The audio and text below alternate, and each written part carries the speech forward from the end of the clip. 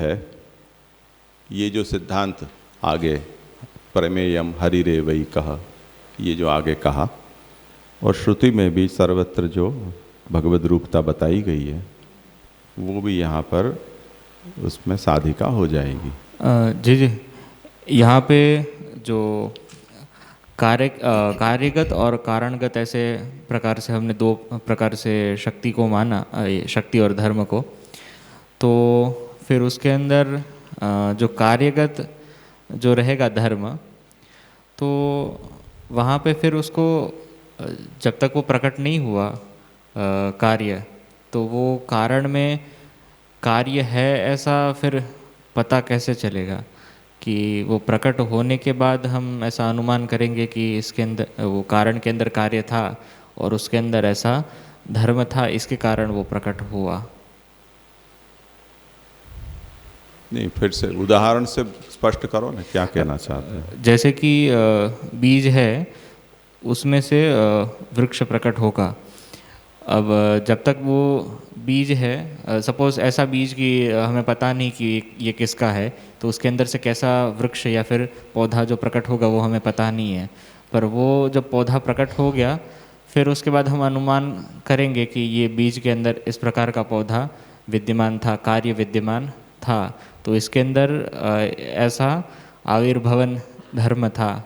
तो ऐसे ज्ञान की प्रक्रिया होगी, या फिर बीज अवस्था में होगा तभी से वो ज्ञान होगा हमें। हाँ, वो बात तो सही है। परिणाम से ही हमें उसके कारण का अनुमान हो सकता है कि ये आविर्भवन रूप धर्म कार्यगत है या आविर्भाविका शक्ति जो है वो कारणगत है, जिसके कारण ये हुआ, ऐसा हम अनुमान कर सकते हैं। बाकी जो कुछ भी है वो तो अब भगवद इच्छा के ऊपर आधारित है, तो इदम इत्थम तो हम नहीं कह सकते हैं। तो फिर यहाँ पे धर्म और ये शक्ति ऐसे दो विभाग किए ना, तो उसमें थोड़ा सा अभी भी वो समझ में नहीं आ रहा कि विभाग करने का क्या वो कारण था। क्योंकि फिर यहाँ पे इच्छा शक्ति को सहकारी मान लिया, तो फिर उसी से हम दो भेद ना करें और ऐसे ही समझ ले तो भी नहीं चल पाएगा। हाँ, पर जहाँ पर हमें कारणगत ऐसी शक्ति पता नहीं चलती हो और आविर्भवन रूप धर्म से ही हमें व्याख्या करनी हो, और धर्म अगर भगवद रूप है और नित्य है, तो सदा आविर्भाव नहीं होता रहे, उसके लिए कोई तो उसके ऊपर कंट्रोलिंग फैक्टर चाहिए ना। तो वो इच्छा शक्ति है। वो इच्छा शक्ति आविर्भाविका तिरोभाविका इच्छा शक्ति से एक अलग इच्छा शक्ति, ये इसे हमें समझना चाहिए। नहीं, इच्छा शक्ति से तो प्रॉब्लम नहीं है। प्रॉब्लम यहाँ पे जो आविर्भाव के दो विभाग की है ना, कि एक तो शक्ति, एक रूप और एक धर्म रूप। तो यदि इच्छा शक्ति को हम मान ले कि भगवान की इच्छा शक्ति से ही होता है, तो फिर वो कारणगत है या फिर कार्यगत है, और ऐसे विभाग नहीं ही करे और इच्छा शक्ति से ही, तो फिर वो काम नहीं हो जाएगा हमारा। वही तो मैंने उदाहरण दिया ना, कुछ फूटे कुछ नहीं फूटे, तो अब क्या करें। सुखदेव जी नहीं प्रकट हो रहे हैं 16 साल तक, तो अब क्या करें। तो हमें कैसे तो मानना पड़ेगा ना। तो जितनी भी घटनाएं हो रही हैं उसमें कहीं हमें ये दिखाई दे रहा है कि कारण पे निर्भरता है, कहीं हमें ऐसा दिखलाई दे रहा है कि कार्य पे अधिक निर्भरता है, कारण कुछ कर नहीं पा रहे हैं। तब फिर हमें ये सोचना होगा कि वस्तु में ऐसा धर्म है, क्योंकि बिना कोई कारण के जैसे स्वभाव चल रहा है, उस तरह से बहुत सी घटनाएं हैं वो हुए जा रही हैं। तब फिर हमें ये कहना होगा कि भाई इसमें शक्ति स्वीकार करने के बजाय वस्तु का धर्म ही वहाँ काम कर रहा है। तो महाप्रभु कहते हैं कि ऐसा दोनों ही हो सकता है।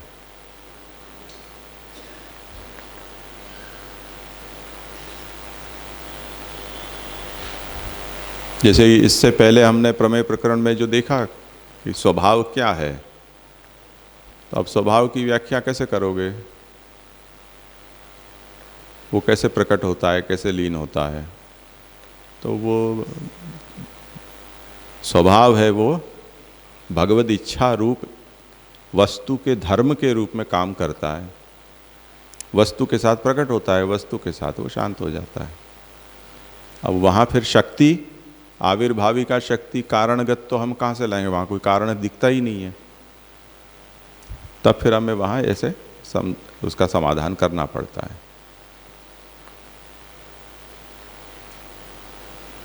ठीक है।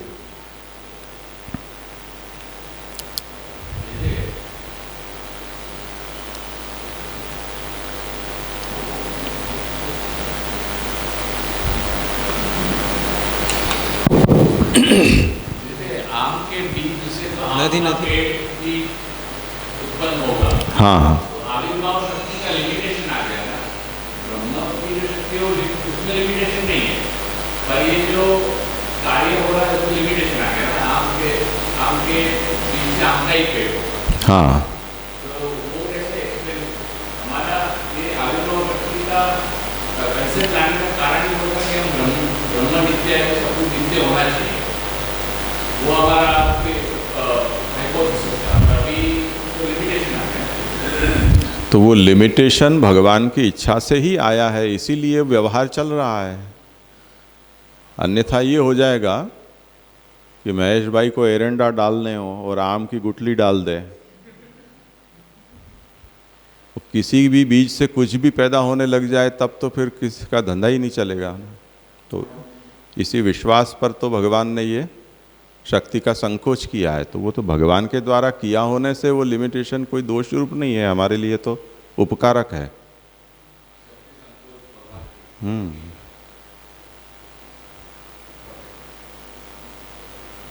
नहीं तो कल परसों पंकज ने कहा था ना कि हम वो 10वीं क्लास में पढ़ रहा था और कश्मीर से 5 किलो अखरोट लेकर आया, फोड़े तो अंदर से पत्थर ठीकरा निकले, सब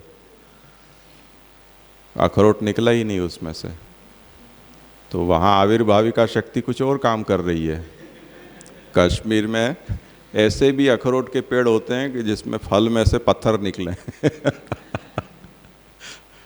अभी हम चिलिका गए तो वहाँ ऐसी सीप निकल रही थी कि जिसमें एक में से 20 रुपये का मोती, दूसरे में से 500 रुपये का, एक में से 300 रुपये का मोती। तो हमें प्रकृति पर से विश्वास ही हट जाए कि 20 रुपया का और 500 रुपया का, और सब फोड़ फोड़ के हमारे सामने ही दिखा रहा था। तो मुझे तो अविश्वास हो गया, इसलिए मैंने तो कहा कि हमें तो डॉल्फिन में ज़्यादा इंटरेस्ट है मोतियों के बजाय, तो हमें को यहाँ से जाने दो। हम तो 5 मिनट से भाग गए वहाँ। वो हमको गाली देता रहा कि ऐसे कैसे हो, 5000 रुपया खर्चा करके आए और 20 रुपये का मोती नहीं ले सकते। पर हमारे साथ वाले कई लोगों ने अच्छा उसको लाभ दिया।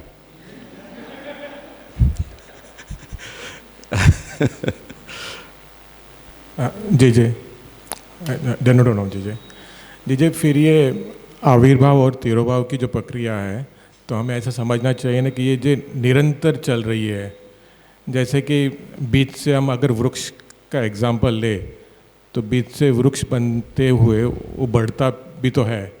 जैसे मट्टी से घट भी, मट्टी से अगर घट की हम एग्जाम्पल ले, घट बनते बनते आधा घंटा लग जाता है। तो उस दौरान वो इतने सारे शेप बदल कर फिर घट बने। हाँ। तो फिर ये जब मिट्टी से घट बने तब वो पूरी प्रक्रिया में आविर्भाव तिरोभाव चलता ही रहेगा ना। जैसे कि जैसे शेप बदलता है, पुराना शेप तिरोहित हो गया, नया शेप आविर्भूत हो गया, ऐसे ही समझना है ना। ऐसे ऐसे ये तो सरलता के लिए ये उदाहरण देते हैं हम, बाकी तो जहाँ जितने भी नाम रूप परिवर्तित होते हैं उसे वही आविर्भाव तिरोभाविका शक्ति से होते हैं, ऐसा हमें समझना चाहिए।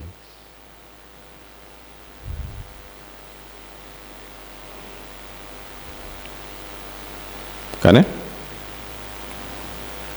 अन्यथा उत्पत्ति पक्षे भी दोषः तुल्यः, ये श्री महाप्रभु की पंक्ति है। अगर श्री गोसाई जी का प्रक्षेप हम बीच में से न लें और सीधा लें तो तस्मात् भगवत शक्तिरेव कारणत्वेन वक्तव्या धर्मात् धर्म सिद्धौ कारणम भवति। तो महाप्रभु ने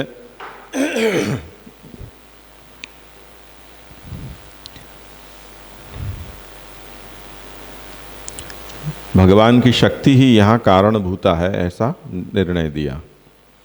और अगर भगवान की शक्ति को यहाँ हम कारणभूत न माने, और जैसे कि श्री गोसाई जी ने यहाँ पर वो तार्किकों की दृष्टि से ये आक्षेप उपस्थित कराया कि तब फिर सबकी सदा उत्पत्ति या आविर्भाव या सभी का सदा तिरोभाव क्यों नहीं होता रहता है, तो वो भगवान की इच्छा नहीं स्वीकारने पर वो संभव नहीं होगा।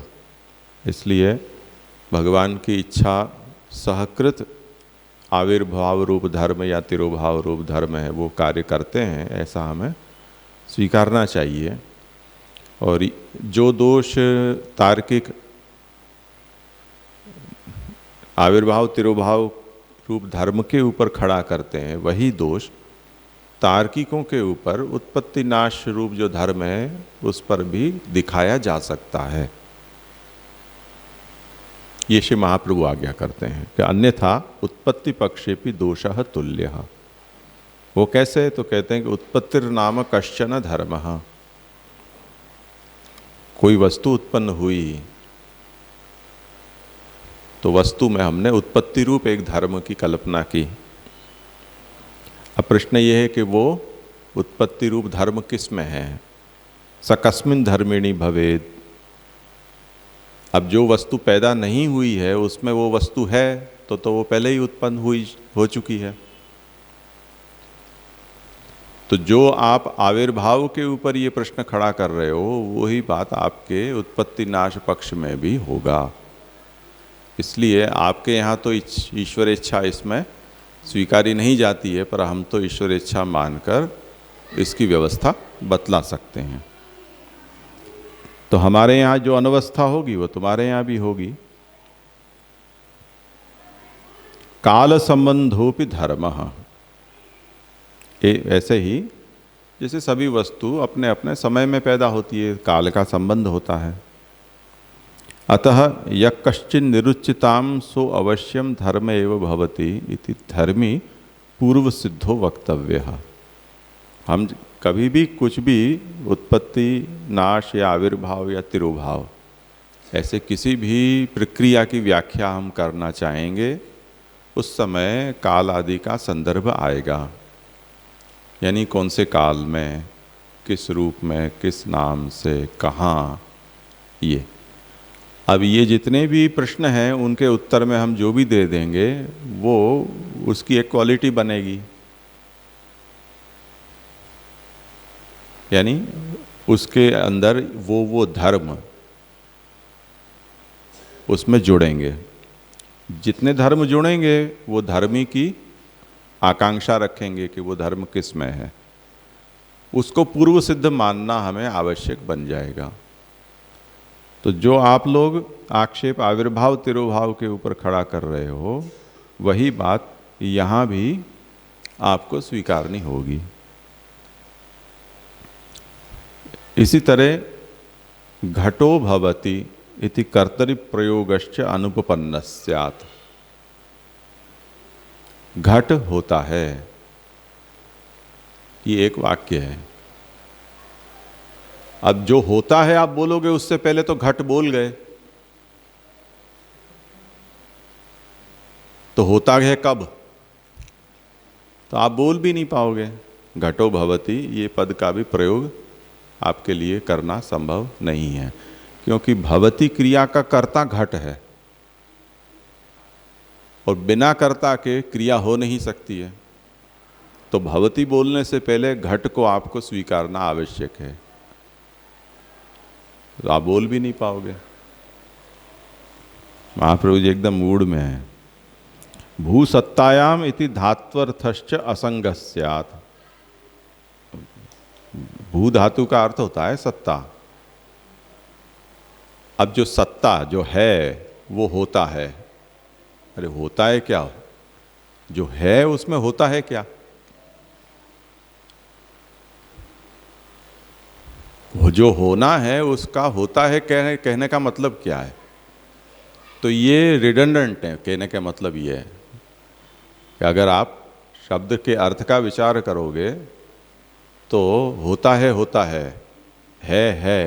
ऐसा आप बोलना चाह रहे हो, तो ये तो निरर्थक प्रयोग हुआ।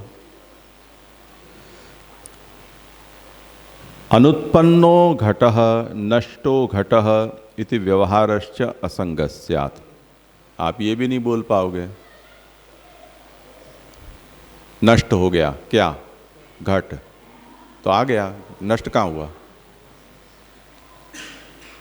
जिसके बारे में आपको नष्ट हुआ ऐसा कहना है, उसकी सत्ता को स्वीकार किए बिना आप उसके लिए नष्ट हुआ ऐसा भी बोल नहीं सकते हो। और जब तक जो नष्ट हुआ है उसकी सत्ता को बोलोगे नहीं, तब तक उसका रेफरेंस भी स्पष्ट नहीं होता है। तो इसका क्या मतलब निकलेगा? अतो धर्मी सदातनो वक्तव्य। इसलिए जो धर्मी है उसको तो सदातन यानी सदा सर्वदा रहने वाला सनातन नित्य कहना ही पड़ेगा। स भगवान एव भवति नान्यः। वो धर्मी तो सबका भगवान ही है।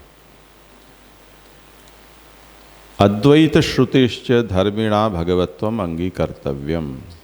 जितने भी अद्वैत को सिद्ध करने वाली, जैसे सवै सर्वमिदं इदं एकमेवाद्वितीयं ब्रह्म इत्यादि जो श्रुतियां हैं, वो सब श्रुतियां भी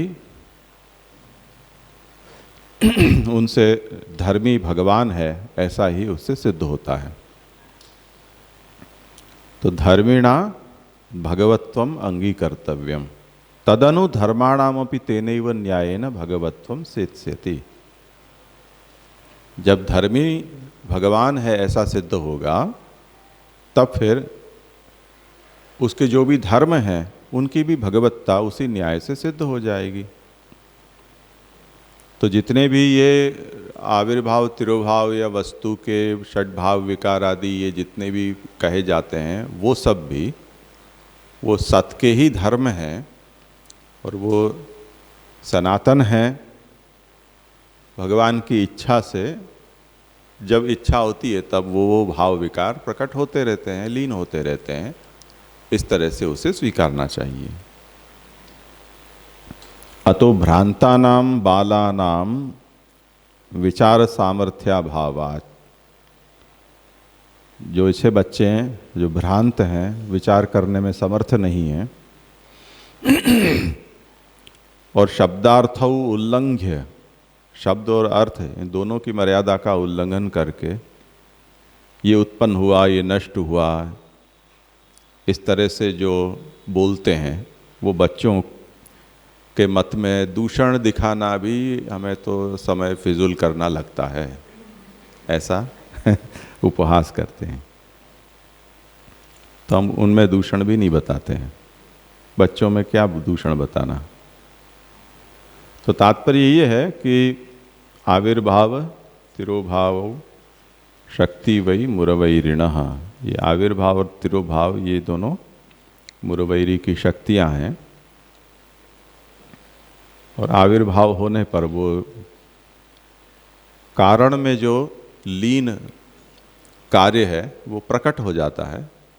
इसी तरह जब तिरोभाव का शक्ति भगवान की होती है, तब जैसे मुद्गल जिससे हम डंडे से मटका फोड़ देते हैं, तो कारणगत जो तिरोभावी का शक्ति है उससे कार्यभूत जो घट है उस घट रूप का तिरोभाव हो जाता है। इस तरह से आविर्भाव और तिरोभाव को समझना चाहिए।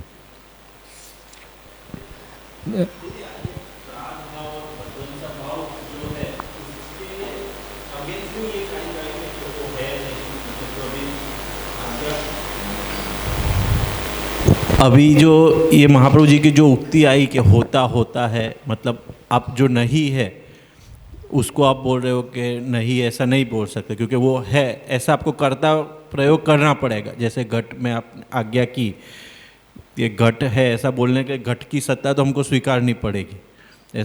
तो ये जो आर्ग्यूमेंट है वो प्राग भाव और प्रध्वंस भाव में वो लोग कहते हैं कि अभाव ही है सर्वथा, उसके अगेंस्ट में ये जो उक्ति आई उसका मेन रीज़न इसके अगेंस्ट में, मतलब वो लोग ऐसा कहते हैं कि प्राग अभाव मानो आप पहले तो कुछ था ही नहीं।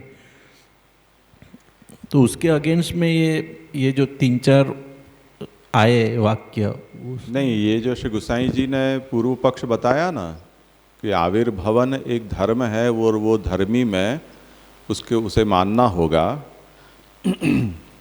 तो जिसका आविर्भाव हो रहा है या होना है उसमें आविर्भवन रूप धर्म हमें पहले से स्वीकारना होगा कि भी ये बीज वृक्ष रूप से कैसे पैदा हुआ, क्योंकि उसमें आविर्भवन रूप धर्म था। अब जो पैदा हुआ वो तो वृक्ष है, उसकी कारणावस्था हम कहते हैं कि बीज है। उसमें से वृक्ष इसलिए हुआ क्योंकि उसमें वृक्षाविर्भवन रूप धर्म पहले से विद्यमान था। अब वो जो धर्म होगा वो किसी धर्मी की अपेक्षा रखेगा और वो उसमें है, तब फिर सदा आविर्भाव क्यों नहीं होता है, ये प्रश्न हुआ। अब महाप्रभु इसी बात को जो तार्किक ये प्रश्न उपस्थित कर रहे हैं उन्हीं को प्रति प्रश्न करते हैं कि घटो भवति, ऐसे आप कैसे बोल सकते हो, बताओ, बोल कर बताओ, इसका अर्थ सोच कर बताओ। क्योंकि घटा यानी पृथुबुद्धनोदराकार विशेष, पात्र विशेष, मृत पात्र विशेष, ऐसा उसका एक मतलब होता है। अब घट अकेला नाम तो है नहीं, जब आप घट बोलोगे तब शब्द का उच्चार करते हो तो अलग बात है, अन्यथा वाक्य के साथ तो घटो अस्ति, ऐसा उसके साथ अस्ति तो लगा हुआ आएगा ही, सत्तावान पदार्थ है तो घटो अस्ति। उसको आप कहते हो कि घटो भवति, घट होता है। जैसे कुम्हार बना रहा है, उसको हम पूछें क्या कर रहे हो, तो घटो भवति, क्या बन रहा है, घट बन रहा है। अब जो बन रहा है तो घट कैसे है, और घट पहले से ही है तो फिर बन क्या रहा है। तो भवति क्रिया का आश्रय क्या, ये प्रश्न होता है। तो जो क्रिया है वो तो कर्तृनिष्ठ होती है, तो भवति भवन रूप जो क्रिया है उसको घटनिष्ठा मानना आवश्यक है। जो धर्म और धर्मी की पहले बात हुई ना, वही बात यहाँ भी हो रही है। तो महाप्रभु कहते हैं कि अगर तुम वहाँ ये कहते हो कि ऐसा संभव नहीं है और सर्वदा आविर्भाव होता रहेगा, तो यहाँ भी ये प्रश्न तो आएगा ही ना, तो इसका उत्तर दो। अगर ये कुतर्क है तो वो भी तुम्हारा कुतर्क है, यूँ मतलब है।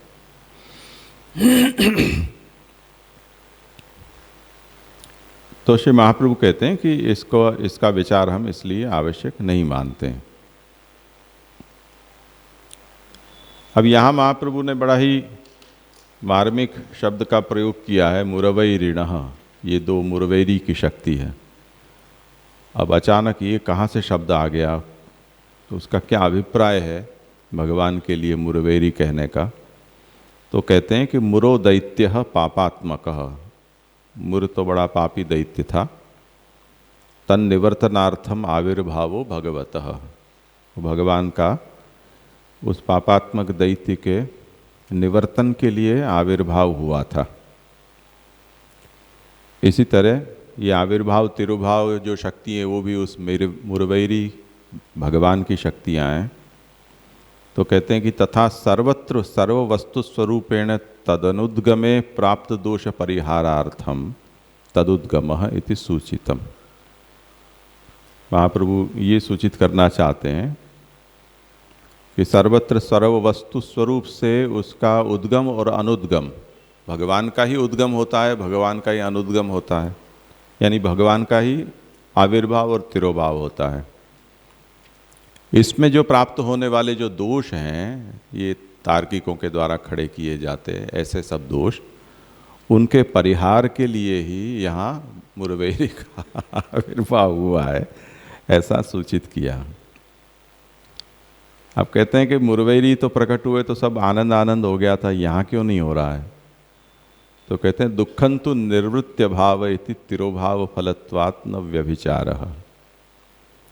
यहाँ मुरवैरी के आविर्भाव से आनंद इसलिए नहीं हो रहा है कि जो दुख है वो तो निर्वृत्ति यानी आनंद का अभाव ही दुख है। दुख वस्तुतः अपने आप में कोई पदार्थ नहीं है, तदनुद्गमे प्राप्त दोष, हाँ, इति तिरोभाव फलत्वात् न व्यभिचार है, इसलिए वो दोष यहाँ नहीं सोचना है।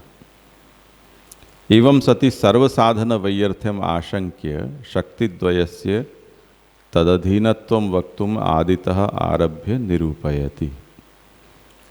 तो कुल मिलाकर ये हुआ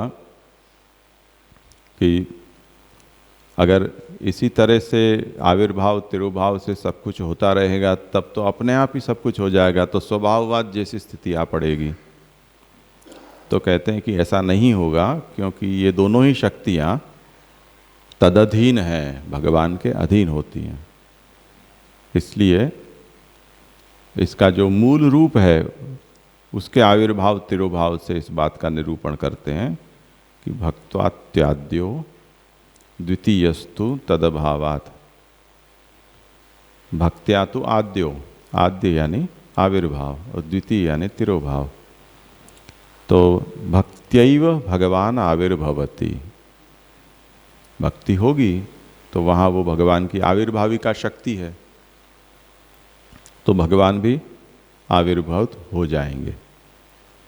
तच्च यस्य भक्त्या आविर्भावः सा भक्ति ही यादृशी देश काल युक्ता तत्तिरोभावे तिरोभवति। जिसकी भक्ति से आविर्भाव होगा उसकी भक्ति जैसी होगी, जहाँ होगी, ऐसी देश काल युक्त होकर वहाँ भगवान का आविर्भाव होगा, और नहीं होगी तो वहाँ तिरोभाव हो जाएगा। जिसे गोकुल में आविर्भाव हो गया, फिर मथुरा पधार गए तो गोकुल में तिरोभाव हो गया, फिर वहाँ से द्वारका पधार गए तो मथुरा में तिरोभाव हो गया, द्वारका में आविर्भाव हो गया। इस तरह से देश काल के अनुसार। न तो अवतारेष्वपि अन्य प्रकार है इत्यर्थः। यानी आविर्भाव तिरोभाव में दूसरी वस्तुओं में ऐसा होता है कि घट का तिरोभाव हुआ तो मिट्टी के टुकड़ों का आविर्भाव हो जाता है। तो एक रूप का तिरोभाव होने पर रूपांतर का आविर्भाव होता है, ऐसा नियम है। ऐसा कभी नहीं होता है कि किसी वस्तु का तिरोभाव हुआ हो तो रूपांतर का वहाँ कोई आविर्भाव ही न हो, ऐसा सामान्यतया नहीं होता है। पर ये नियम जो अवतार हैं उसके विषय में आवश्यक नहीं है। तो बताते हैं कि न तो अवतारेष्वपि अन्य प्रकार है इत्यर्थः।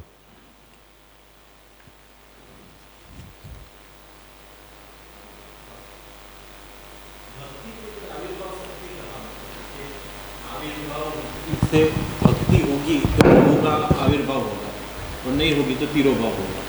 तो महाप्रभु जी, मतलब मैं इस रेफरेंस से पूछता हूँ कि भक्ति के आचार्य है, तो ये जो सेंटेंस महाप्रभु जी कहना चाह रहे हैं, तो मतलब भक्ति को आविर्भाव शक्ति कहा इज इक्वल टू ऐसा कि उसमें उतना सामर्थ्य। कैसे भी कहना चाहो कह सकते हो। मूल बात यहाँ ये है कि सभी वस्तु आविर्भाव तिरोभाव के सिद्धांत से ही होती है।